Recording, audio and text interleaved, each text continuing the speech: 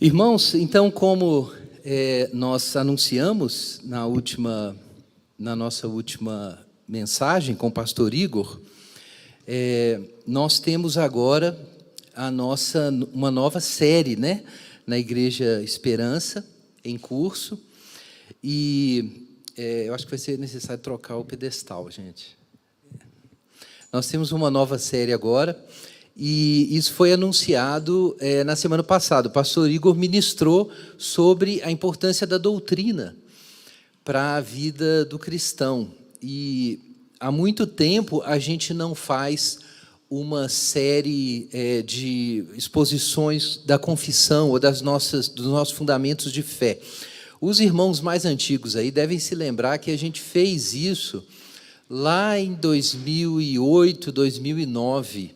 Nós fizemos isso, estudamos o Credo Apostólico juntos, né, na comunidade. Claro que todo mundo que participa da Igreja Esperança precisa passar por esses temas, mas a exposição desse conteúdo do púlpito, a disponibilização desse conteúdo, a gente considera que é importante nesse momento em que muitas pessoas perguntam, inclusive, e gostariam de saber melhor o que a Igreja Esperança ensina, o que ela propõe para os seus membros. Então, nós decidimos fazer essa série aí sobre a nossa fé. Vai ser uma série longa, em etapas, então nós vamos deixar por um pouco a nossa prática das exposições bíblicas, né? Então, nós temos uma preferência aqui pelas exposições da Escritura, seriadas, né? Então, a gente estuda livros inteiros e tal, mas a gente vai mudar um pouquinho.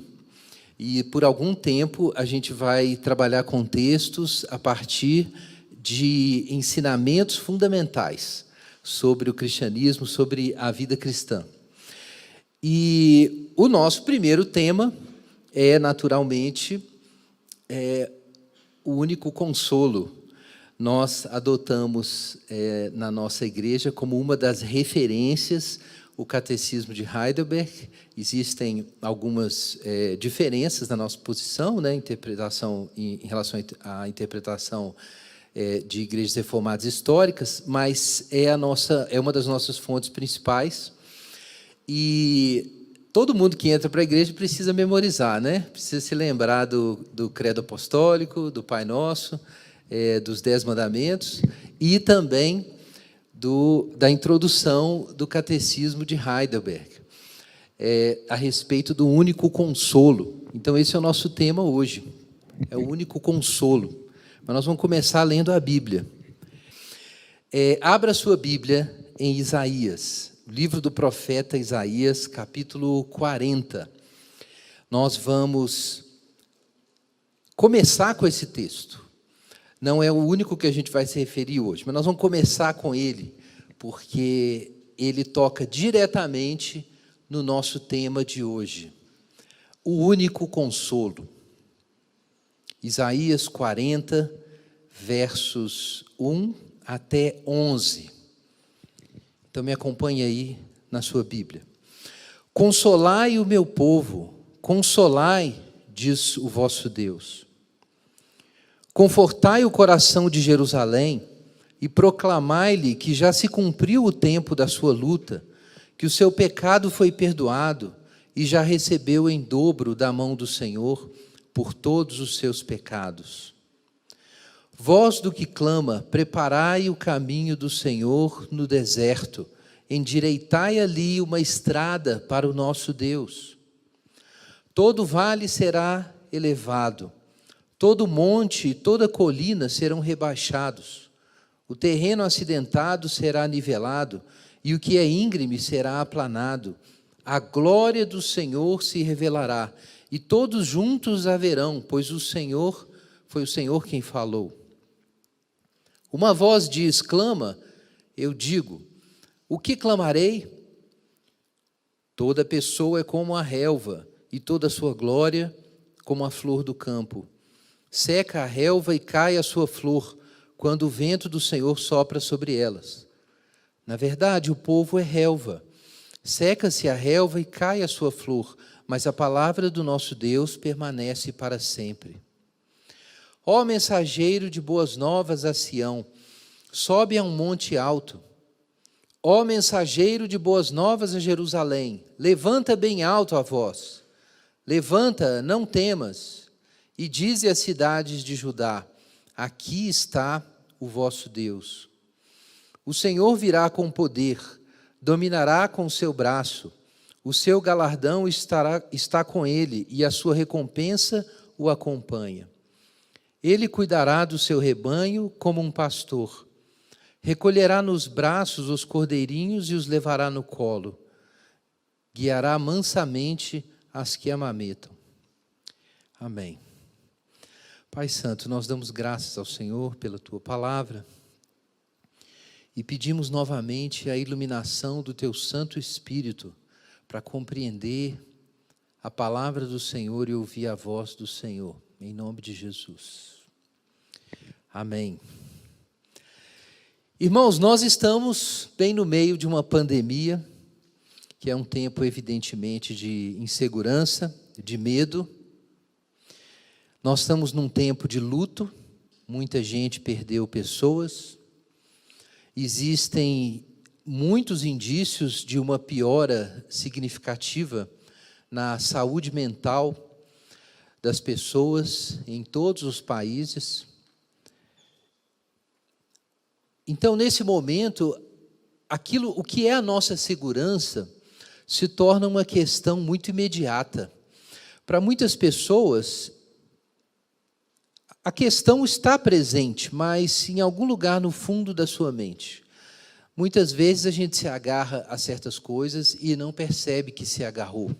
Até o momento em que bate um vento, e como diz o nosso trecho aqui de Isaías, nós nos lembramos que somos como a relva, que somos como a flor do campo. Na verdade, diz Isaías, o povo é relva.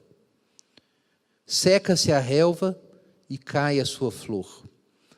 Não é evidente para todos nós que Deus mandou um vento? Deus mandou um vento para o mundo. E as flores caíram. A relva secou, a flor do campo desaparece. Uma estação muito difícil.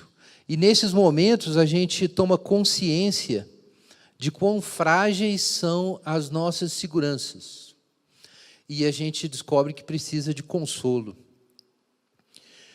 Isso não significa necessariamente que todos os homens vão, de repente, se tornar conscientes, piedosos, ter sua mente aberta para a realidade de Deus e do Evangelho, mas os cristãos precisam certamente se lembrar disso nesse momento.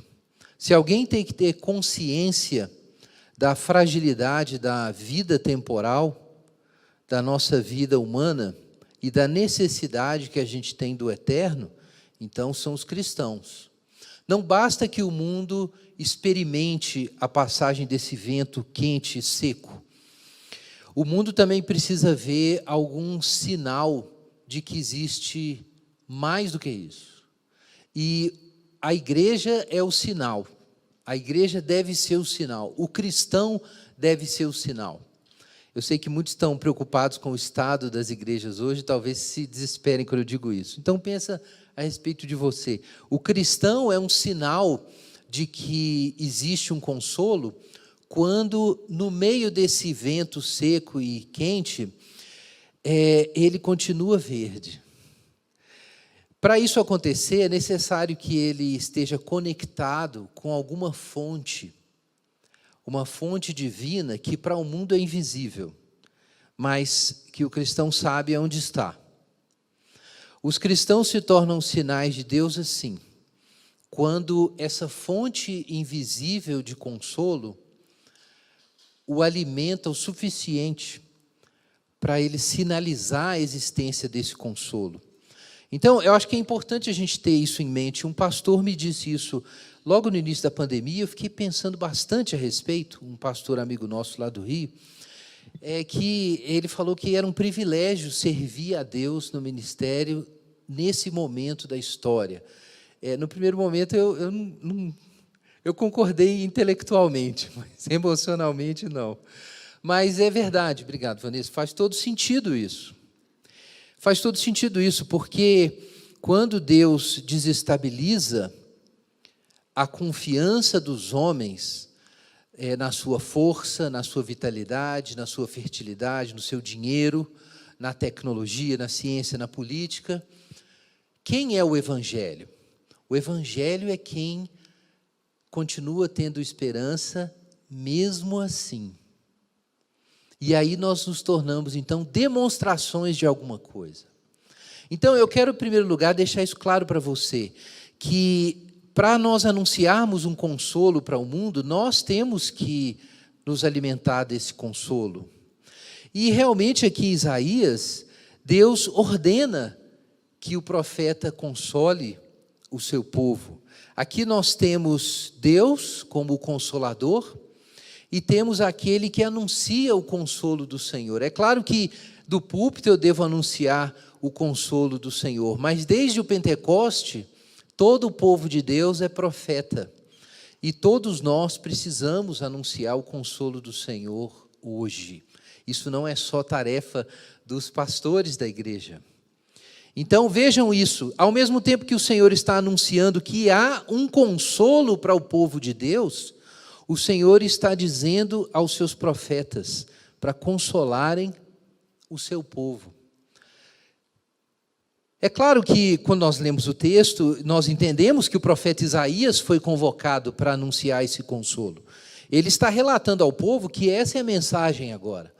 Depois de 39 capítulos com foco no juízo de Deus sobre o seu povo, na disciplina de Deus, de repente nós temos uma mudança em Isaías 40.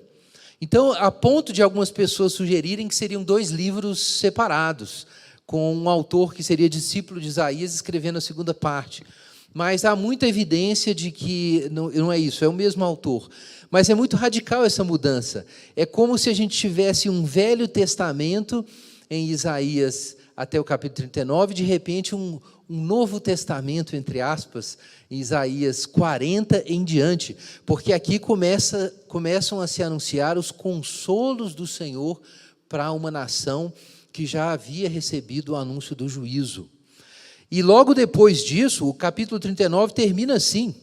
Capítulo 39, verso 7, se você está com a Bíblia aberta, veja o que diz Isaías para Ezequias: alguns dos teus filhos que procedem de ti, que gerares, serão levados cativos para serem eunucos no palácio do rei da Babilônia. No século 5 a.C., a desgraça se abateu sobre o povo de Deus e eles foram cativos. Agora, quando é que Isaías escreve isso? Então existe essa discussão, né? Alguns acham que o capítulo 40 em diante tem uma ênfase tão forte no consolo do Senhor que talvez tivesse sido escrito depois do cativeiro, quando o povo já estava preso em Babilônia. Mas, como eu disse, não existe evidência suficiente para a gente ter certeza disso. E o que o cânon nos apresenta é um livro só. É bem possível que Isaías tenha gastado 39 capítulos anunciando o juízo, mas já de antemão, do capítulo 40 em diante, tenha apresentado o consolo do Senhor. A ponto de muita gente dizer que Isaías é o evangelista do Antigo Testamento. E realmente, do capítulo 40 em diante, surge essa figura tão importante do servo do Senhor. E a obra do servo do Senhor, o capítulo central é 53, o capítulo 53, que fala que ele foi moído pelas nossas transgressões, entregue por causa das nossas iniquidades. Tudo isso está aqui, do capítulo 40 para frente, o anúncio do consolo do Senhor. Gente, isso é muito importante, porque é muito fácil, num momento em que a gente precisa discutir o comportamento e a ética cristã em um mundo pós-cristão, que de repente a nossa mensagem se torne uma espécie de moralismo religioso. A gente ficou aqui por muitas semanas, por alguns meses, discutindo isso, ética cristã, ética teológica. Então nós discutimos sobre sabedoria, o que significa sabedoria, como você organizar a sua vida a partir da revelação de Deus na natureza, na história, na Escritura. sobre o fruto do Espírito e o comportamento cristão, mas a gente não pode se esquecer de que se nós falamos do púlpito apenas sobre comportamento, então a gente voltou para o Antigo Testamento. Ainda que esse assunto seja absolutamente crucial, não quero dizer que não é. O Lutero diz que a lei de Deus te encaminha para Cristo, ela mostra a sua derrota, seu fracasso, e você vai para Jesus. Aí depois que você recebe o Evangelho, aí o Evangelho te manda de volta para a lei, porque agora você tem a graça para mudar o seu comportamento. Então a gente precisa do Antigo Testamento e do Novo, da lei e da graça. Na verdade, a própria lei é incorporada, incluída dentro da graça. Então a lei deixa de ser a lei do pecado e da morte, se torna a lei do Espírito e da vida, no contexto do Evangelho. Mas a gente não pode esquecer que é o Evangelho que faz a vida cristã funcionar. O cristianismo não diz respeito, em primeiro lugar, ao que nós fazemos ou como nós respondemos a Deus, mas, em primeiro lugar, a respeito do que Deus fez em nosso favor. E esse é o assunto aqui do nosso trecho. Veja logo no começo. Confortai o coração de Jerusalém. Confortai aqui significa falar benignamente. Consolai o meu povo, confortai o coração de Jerusalém e proclamai-lhe, veja aí na sua Bíblia, que já se cumpriu o tempo da sua luta, que o seu pecado foi perdoado e já recebeu em dobro da mão do Senhor por todos os seus pecados. Então essa é a mensagem. Apesar de tantas palavras de juízo no texto do profeta, há um consolo para o povo de Deus. Há um alívio. Esse é o chamado de Deus que cria os pregadores do Evangelho. Anunciem o consolo do Senhor. Quando a gente for dar testemunho, e você tem aí seus parentes incrédulos, seus amigos incrédulos, a gente precisa anunciar o consolo do Senhor. Mas o que é o assunto desse consolo? O texto diz que Jerusalém já recebeu em dobro da mão do Senhor por todos os seus pecados, né? Isso pode ser mal compreendido, né? Como se Deus estivesse dando a mais. Mas o dobro aqui significa a mesma proporção, é a ideia de justiça. É que na mesma proporção em que houve a falha, então nós temos a contrapartida, a mesma quantidade de mal que foi feito, agora foi recebido na forma de juízo. Quando a gente lê isso, pode pensar, então quem está pagando pelo pecado é o próprio povo? Na verdade, quando a gente lê o resto de Isaías, a gente percebe que é muito mais do que isso. Por isso surge a figura do servo do Senhor. Como é, afinal de contas, que Israel recebeu a paga por todos os seus pecados? Não é simplesmente o cativeiro babilônico, isso não seria suficiente para expiar pecados. Como o texto de Isaías deixa claro, era necessário que o servo do Senhor fosse moído para levar todas as iniquidades de Israel. Então vejam, não é que Israel não recebe a punição, mas é daí que surge a ideia de que existe um representante de Israel que recebe a punição, e por causa disso Israel foi punido sem ser destruído. É exatamente o que nós temos no Novo Testamento, mas ainda não estava formulado dessa forma, obviamente, no Antigo Testamento, quando se ensina que em Cristo nós fomos redimidos. Não é que Deus não puniu os nossos pecados, é que nós fomos unidos com Cristo, e em Cristo nós fomos julgados e condenados. É isso que aconteceu. Muita gente entende isso mal. Muita gente pensa que seria injusto uma terceira pessoa pagar pelos crimes de uma segunda pessoa, porque as culpas seriam intransferíveis. E seria injusto com Jesus, né? E Jesus sofreria uma injustiça? Como que pode isso? Mas o que acontece, irmãos, é que sendo Jesus o próprio Deus encarnado, quando Ele carrega os nossos pecados, o ônus é do próprio Deus. Mas, num segundo sentido, isso é importante, Jesus se irmanou conosco. Jesus, na linguagem de Paulo, se casou conosco e se tornou uma só carne com a gente. Então, porque Jesus nos abraça e se une conosco e compartilha conosco o nosso destino, quando Deus está nos punindo, Ele está, na verdade, punindo Jesus. E quando Deus julga Jesus, Ele está nos julgando. A união com Cristo é a base para a imputação do nosso pecado a Ele e a imputação da justiça dele a nós. Então, Jesus não é uma terceira pessoa. Jesus é a nossa ponte, é a ponte dos homens com Deus. Quando Jesus sofre, nós sofremos.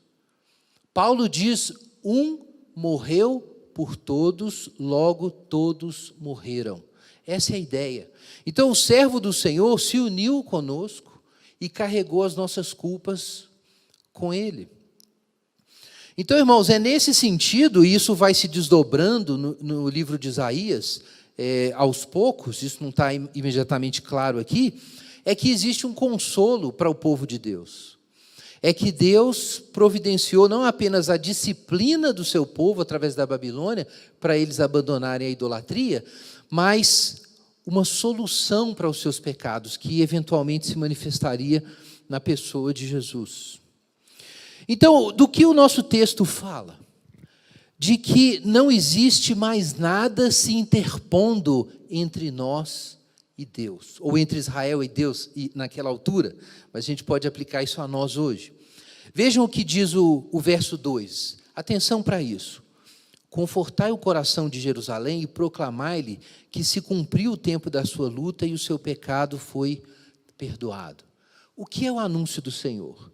É que não existe mais questão entre Deus e o homem. Irmãos, isso é grandioso. Porque uma das razões por que nós temos dificuldades para orar em todo tempo e permanecer na presença do Senhor e andar nos caminhos do Senhor, é que nós, em boa parte do tempo, pensamos que Deus nos odeia e que nós já sujamos demais a barra para a gente aparecer diante dele de cara lavada. É isso que acontece. Como aconteceu com o povo de Israel, quando estavam na beira ali da terra de Canaã, e mandaram espias. E quando os espias chegaram, apesar de Deus já ter falado que Deus estava indo adiante deles, eles mandaram, de acordo com o nosso texto, de acordo com a palavra de Deus, mandaram espias adiante deles, quase que descartando o que Deus tinha acabado de dizer. E os espias foram adiante na terra de Canaã e voltaram dizendo, olha, nós somos como gafanhotos diante deles, eles são gigantes, eles vão acabar com a gente. E diz a palavra de Deus, relata Moisés que eles, o relato de Moisés é de que eles realmente não creram em Deus e disseram, o Senhor nos odeia. O Senhor nos odeia. É isso que eles disseram. Isso é chocante.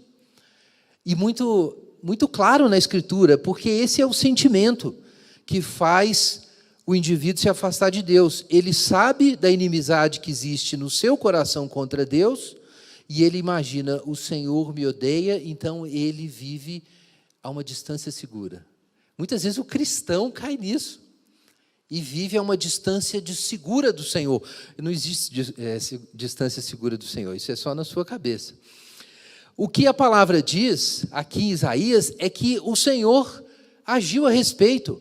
Nada se interpõe entre o povo e o seu Deus. Deus removeu as barreiras. Deus refez as pontes, derrubou os muros que a gente construiu.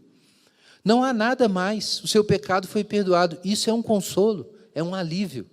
É difícil de acreditar, mas você tem que acreditar nisso, para você viver na presença de Deus. E muitas pessoas não vivem na presença de Deus, porque elas continuam não acreditando em Jesus e acolhendo na sua imaginação e no seu coração a ideia de que Deus as odeia, de que Deus quer ficar distante delas.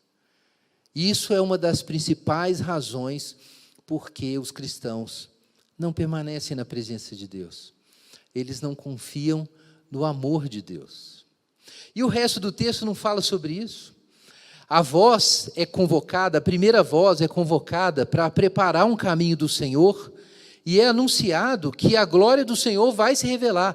E a glória do Senhor é todo o peso da autoridade, da sabedoria, da beleza divina, do amor de Deus, A palavra glória, no original hebraico, significa exatamente peso, né? A glória de um rei, ela se manifestava quando os visitantes viam os cavalos do rei, o trono do rei, os músicos, os artistas, o ouro, as construções, os generais e comandantes e representantes das várias províncias que o rei governava. Então, quando alguém via aquilo, ele via a glória do rei, era o peso, né, o peso da presença. Se a gente fosse fazer uma analogia contemporânea, né, em muitos shows de música ou apresentações artísticas, se procura passar exatamente isso, comunicar de forma simbólica a glória, o peso, o poder, a força, a beleza de alguma coisa. Então, diz o nosso texto que Deus vai aparecer, o peso da sua glória vai se manifestar. E é necessário preparar o caminho do Senhor, mas vai chegar. E a gente sabe que isso depois se aplicará a João Batista, mas não apenas a João Batista. Então, é anunciado, em primeiro lugar, a primeira voz diz que o caminho do Senhor deve ser preparado, porque a glória do Senhor está vindo. Agora, uma segunda voz, no versículo 6 do nosso texto, precisa anunciar também a vulnerabilidade, a precariedade da vida humana, de modo a fazer o devido contraste com a glória divina. Por um lado, Deus é glorioso, e por outro lado, quem somos nós? Nós somos como a relva, nós estamos condenados à morte e absolutamente precários aqui na nossa vida temporal.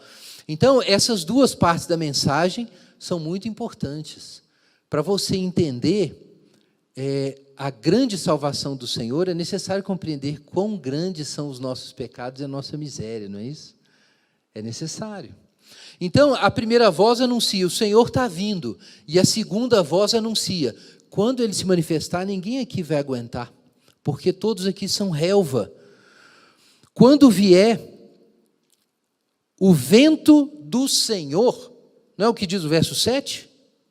Quando vier o vento do Senhor, o povo que é relva vai secar. Deus está vindo em toda a sua glória, e o vento do Senhor está vindo, e vai secar todo mundo. Então não existe esperança da gente subsistir diante de Deus, exceto pela palavra de Deus, que diz o verso 8, a palavra do Senhor permanece para sempre. Ainda que Deus esteja vindo assim, como o juízo, como o grande sinal de que nós somos criaturas, e além disso, criaturas caídas, mesmo assim, a palavra de Deus permanece, e a palavra de Deus diz que há um consolo, e a terceira voz fala então desse consolo.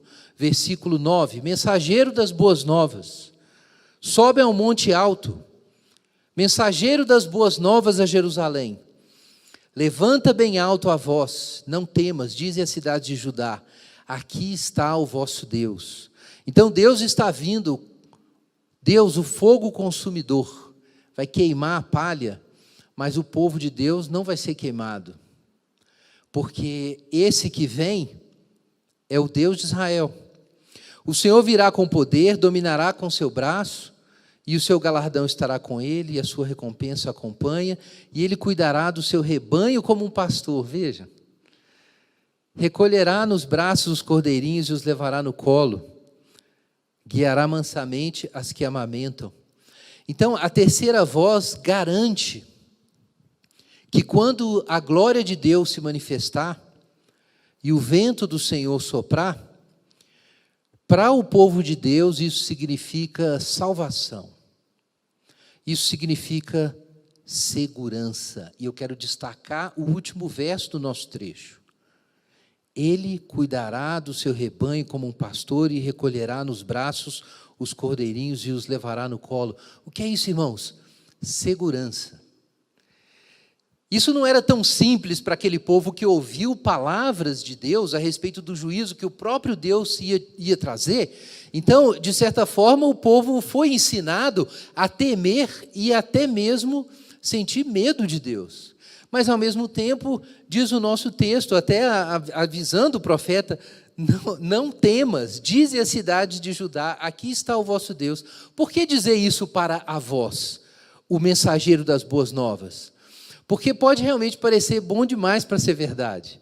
Conhecendo o Deus que traz a sua justiça na história, que julga as nações com juízos terríveis, pode parecer difícil confessar o consolo do Senhor.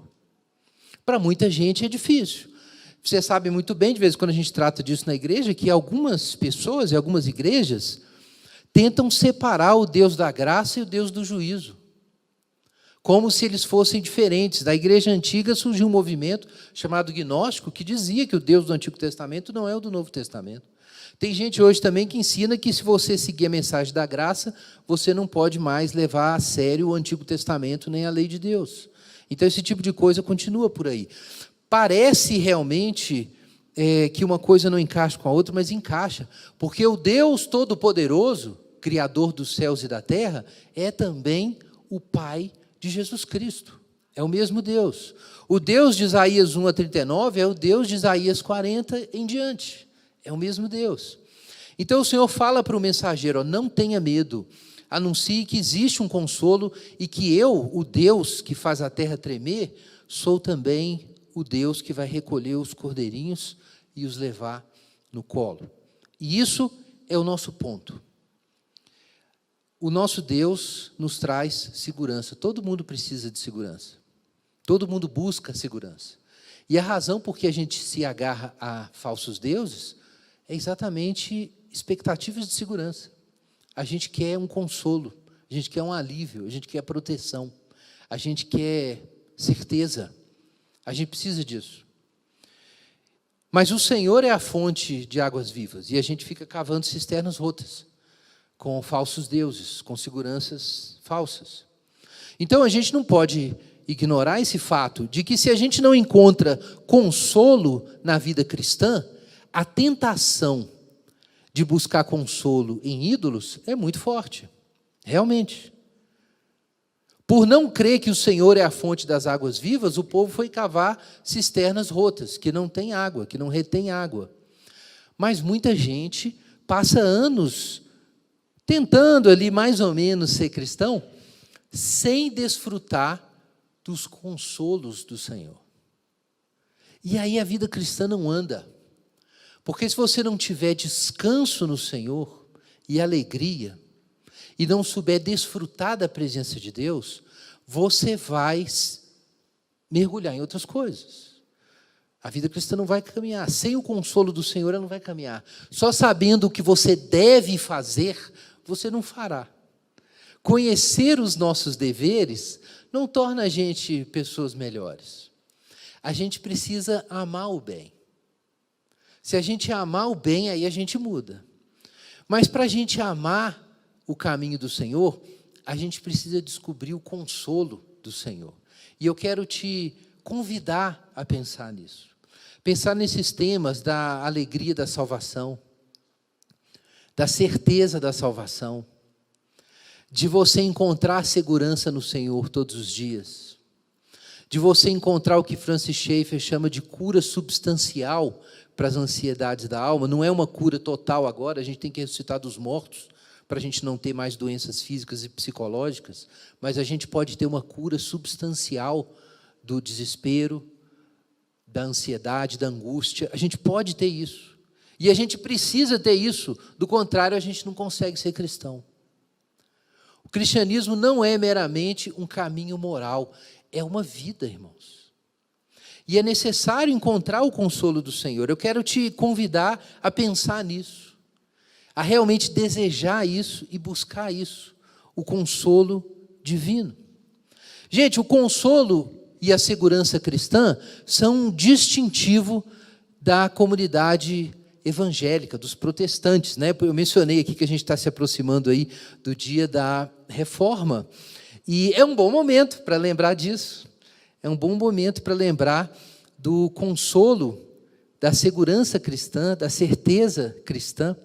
Eu vou ler um trecho aqui de um autor que eu sempre recomendo, chama Herman Bavinck, um teólogo reformado holandês, em que ele fala sobre como é diferente a perspectiva evangélica nesse sentido da perspectiva católico-romana. Eu acho que isso vai ser interessante aí, então um momento cultural aqui no nosso sermão. Acho que vocês vão gostar de se informar a respeito disso. Vejam só, no catolicismo romano, diz Bavinck, a Igreja Católica chega a negar a possibilidade de um cristão estar certo da sua salvação eterna, salvo por poucas exceções, como uma revelação especial da parte de Deus. Então, a pessoa teve, de repente, uma revelação e por isso ela tem certeza. Mas, em termos de sistema doutrinário, não, é uma conjectura. Não importa o qual aparente seja, a certeza no catolicismo não é ensinada como algo a se buscar, uma convicção inabalável, uma certeza completa e inextirpável. Não há lugar para isso no sistema de Roma, já que ela não vê a salvação como tendo sido assegurada em Cristo e selada no coração do crente através do Espírito Santo. De algum modo, ela está ainda acontecendo, até a nossa justificação está acontecendo na medida em que a justiça infusa de Cristo, essa é a doutrina católica, vai mudando o nosso caráter, e aí a gente vai sendo justificado, por assim dizer. Ainda que se diga que essa justiça que está dentro de nós e que vai nos justificando seja de Jesus. Mas você nunca pode dizer, como católico romano, com toda segurança, que, como a gente gosta de comentar aqui, gosta de dizer na nossa igreja, que nada, se você realmente é um cristão, nada do que você fizer pode melhorar o seu status diante de Deus.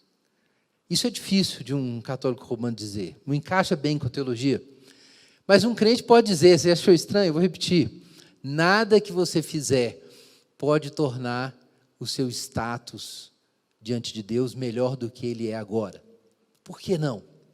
Porque você está em Cristo. E em Cristo você já está assentado à direita de Deus nos lugares celestes. Isso é a justificação pela fé. Está feito, consumado, completo. Para a sua relação com Deus, no sentido do status, piorar, Jesus teria que cair do trono dele. Jesus teria que sair de lá. Aí você sairia. É claro que a qualidade da sua comunhão com Deus pode melhorar, mas a qualidade do seu acesso a Deus não pode ser melhor do que já é. Porque você tem o acesso a Deus que o próprio Jesus Cristo tem. E é por isso que a gente ora em nome de Jesus. Ah, mas Deus não ouve minhas orações igual ouvia de Jesus. Claro, você ainda é um bebê, catarrento aí, chorando, dando trabalho. Você não sabe nem o que orar. Mas você é tão filho nesse sentido quanto Jesus. Isso é adoção. Isso é justificação pela fé. Então é muito diferente aqui o estilo de piedade. É realmente diferente. No catolicismo, a fé cristã jamais se volta a essa questão. Como eu sei que creio verdadeiramente e tenho segurança da salvação? E como resultado disso, no catolicismo há sempre duas formas de cristãos, e vocês conhecem isso bem. Apesar de que no contexto evangélico, por ignorância, muitas vezes falta de disciplina e discipulados, pode acontecer. Como resultado, no catolicismo, há duas formas de cristãos. Aqueles que ocasionalmente se confessam e vão à missa, observam os jejuns prescritos e, no mais, vivem uma vida superficial e despreocupada, confiando na igreja para a sua salvação. Ou seja, eles fazem, pelo menos, não dá para ser tão santo assim, não fazem pelo menos o mínimo para, se Deus quiser e a igreja ajudar, eles estão salvos. E aqueles que não se satisfazem com essas externalidades e buscam viver uma vida religiosa pura por meio de misticismo, ascetismo, buscando a presença de Deus. E aí você tem esse duplo padrão, do católico, que às vezes não é nominal, mas é quase nominal, e da pessoa realmente consagrada, buscando a santidade. Tem um duplo padrão.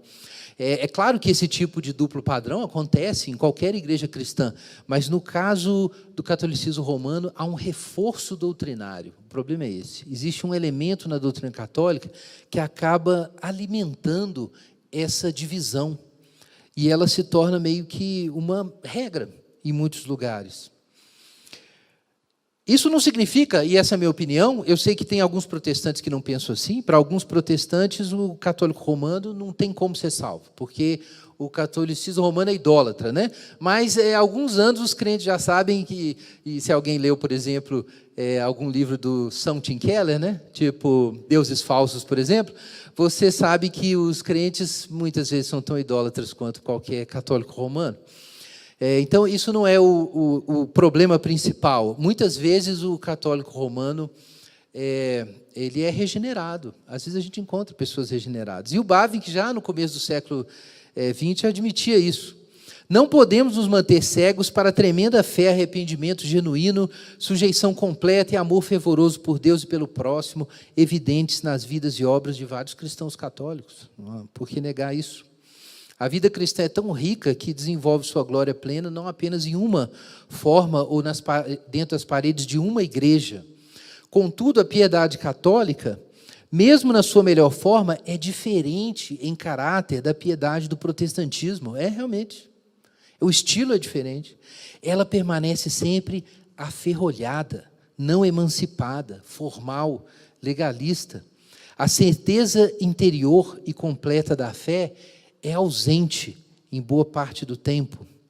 O catolicismo não compreende o ensino das Escrituras, segundo o qual o Espírito Santo testifica com o nosso espírito que somos filhos de Deus e que todos que são guiados pelo Espírito de Deus são filhos de Deus.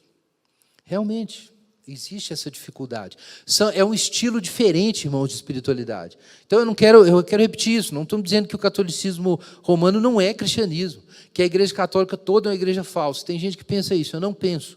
Mas eu penso que tem um aspecto importante da vida cristã que não é corretamente ensinado.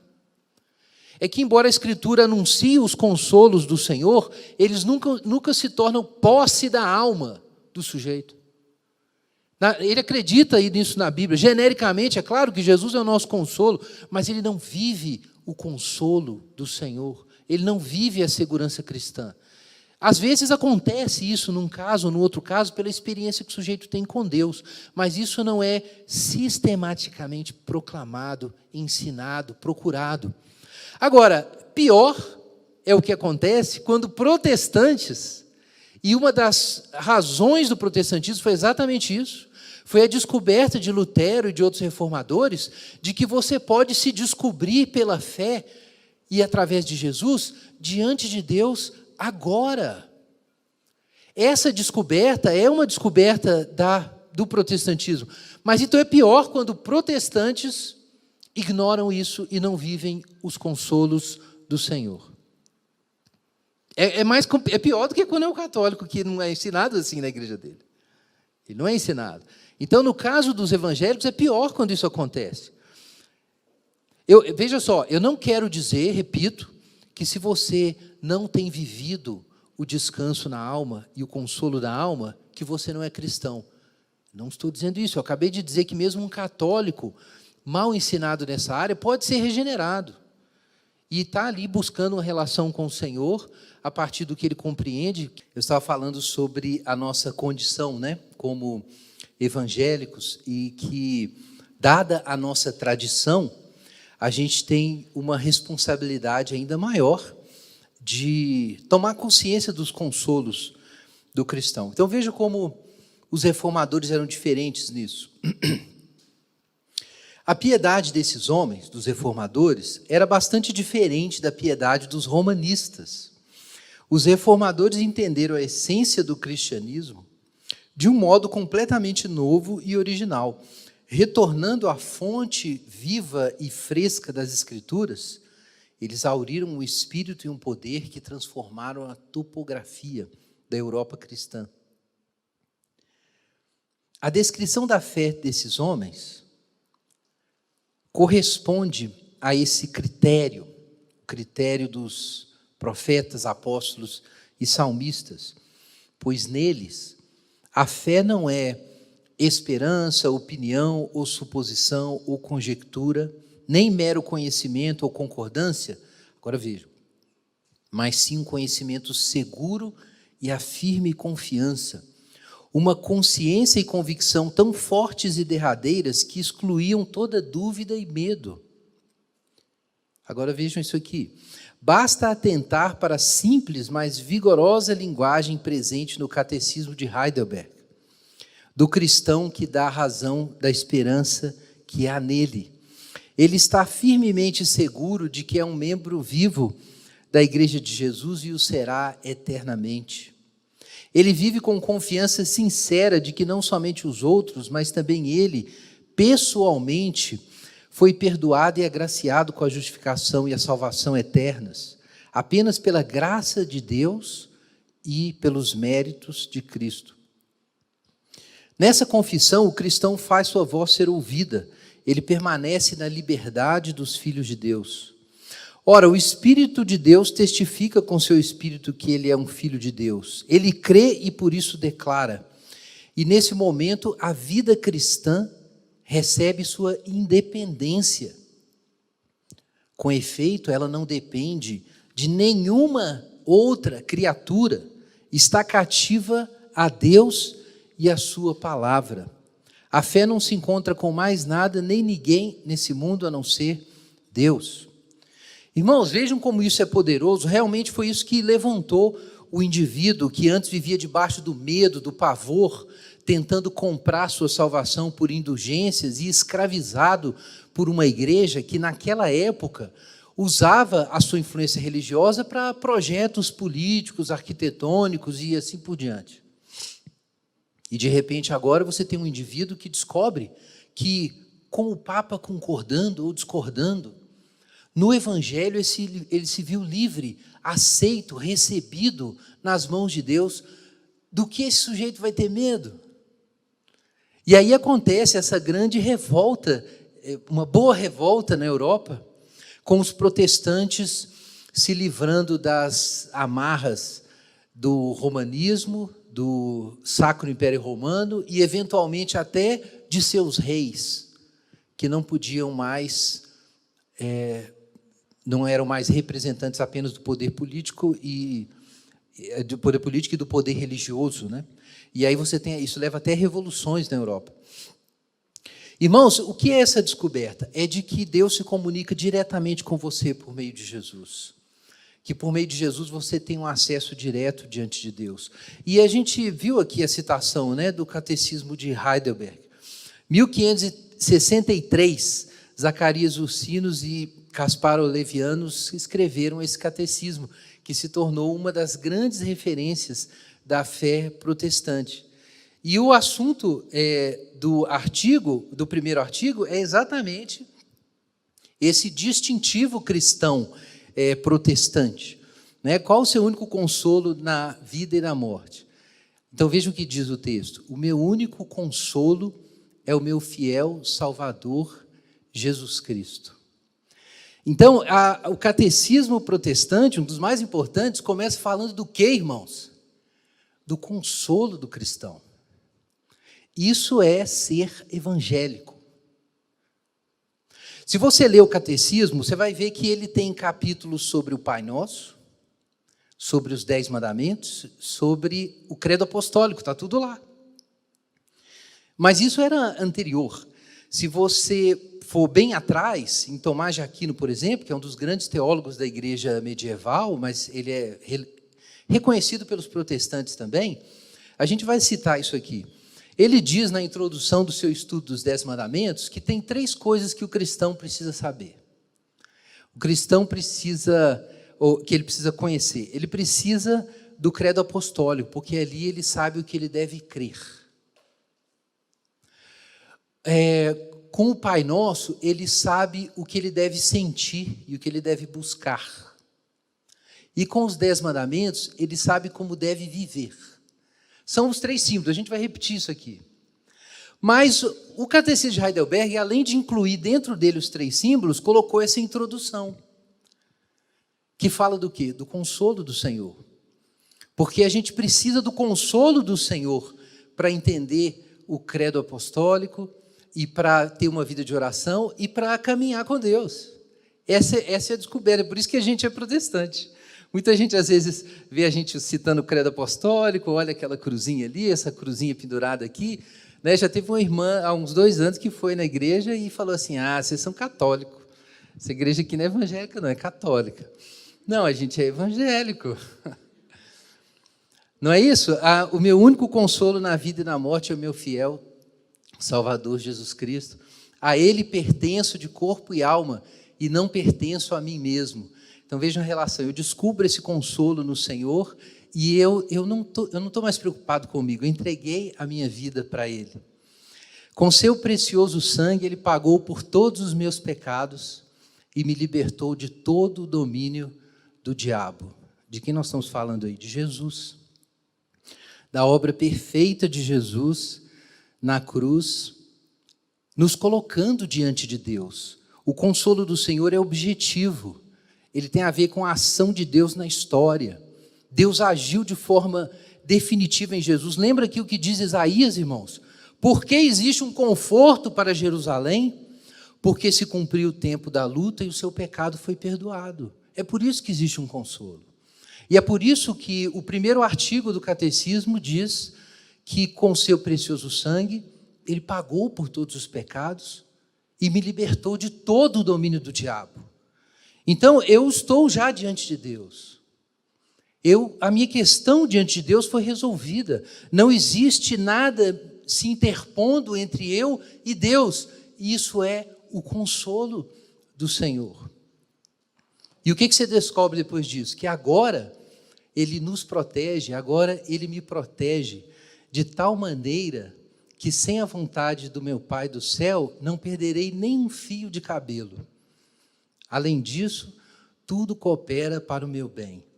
Então, o que é isso? É a segurança de saber que se você está nas mãos de Deus, nada pode tirar você de lá. Não é isso também que a gente tem aqui em Isaías? Quando o Senhor vem com o seu poder, o que nós temos? Segurança absoluta. Nós descobrimos que Deus é por nós, então nós temos segurança absoluta. A segurança está baseada no que Jesus fez e no fato de que Deus é soberano e providente e dirige todas as coisas. Então eu estou seguro. Mas como que eu vivo isso subjetivamente?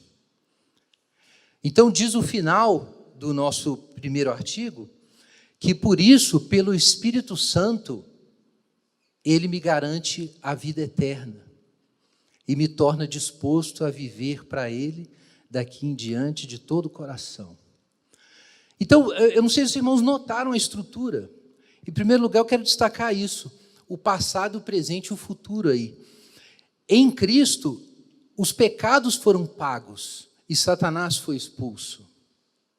Por causa disso, hoje, eu sei que a providência de Deus dirige tudo na minha vida e me leva para o lugar certo. E, além disso, Deus me dá o Espírito Santo para que eu tenha a garantia dentro de mim a respeito do meu futuro, que é a vida eterna. Então, isso é o resultado do consolo do Senhor. Ele te coloca dentro de uma história, e nessa história você vê que o Filho agiu por você, que o Pai cuida de você o tempo inteiro, e você ouve o testemunho interno do Espírito Santo te garantindo que você tem um futuro. E com tudo isso operando, é que você finalmente consegue se dispor para servir a Deus de todo o coração. A vida cristã resulta do consolo de Deus, que é o consolo do Pai, do Filho e do Espírito Santo.